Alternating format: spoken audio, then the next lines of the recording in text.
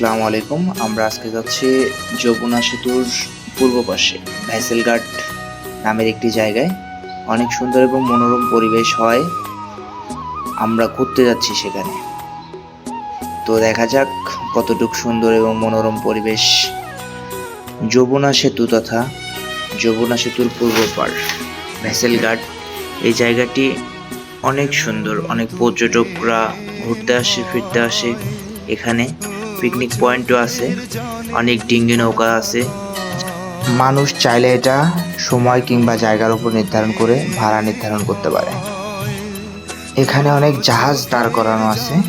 তো জাহাজের উপরে গেলে অনেক সুন্দর ভিউ দেখা যায় আর কি।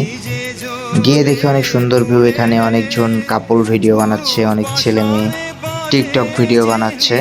সেটা আমাদের দেখার সময় নেই। জাহাজটা ঘুরে দেখতেছি কত দূর যাওয়া যায় হেঁটে হেঁটে।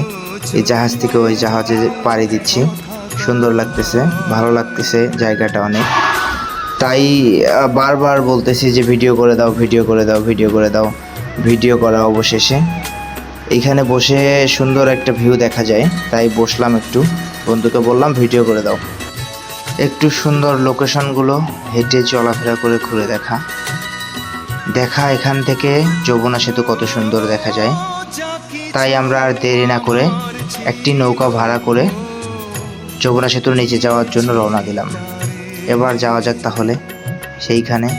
হঠাৎ দেখি কৃত্রিম উপায়ে পাথর দিয়ে পাহাড় বানানো। পাহাড়ে বসে সুন্দর সুন্দর কাপল দেখতেছি।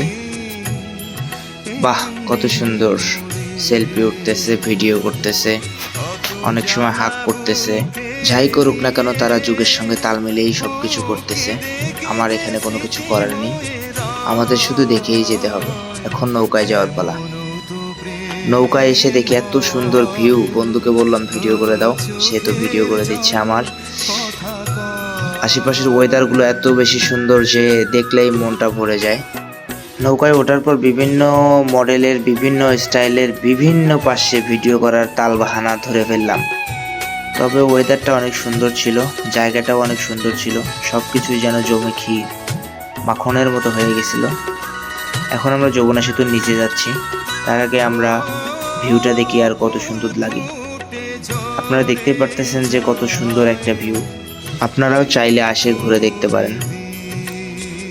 দেখুন কত সুন্দর ব্রিজ, যমুনা সেতু ব্রিজটা পুরাটা দেখতে পারতেছি আমরা খুব কাছে থেকেই। আমরা সেতুর নিচে যাব এখন। সেতুর নিচে যাব কারণ ওই পাশে নতুন রেল সেতু হচ্ছে। ওইটাও অনেক সুন্দর প্লেস, অনেক সুন্দর করে দেখা যাবে ওখানে গেলে। তবে এত সুন্দর একটা প্লেসে একটা ভালোবাসার মানুষ পাশে থাকা অত্যন্ত জরুরি ছিল। কিন্তু ভালোবাসার মানুষ কই যাও, সে তো অনেক আগেই ছেড়ে চলে গেছে। তাই তাকে নিয়ে আর কিছু বলার নেই। সে আমারে আমার মায়াবতী, তুমি আমার।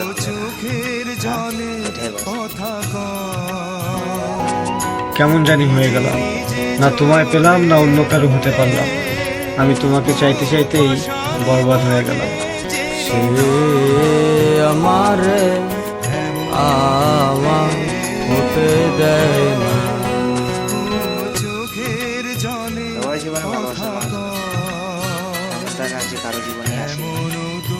কেউ পূর্ণতা পায়, কেউ পূর্ণতা হারায়।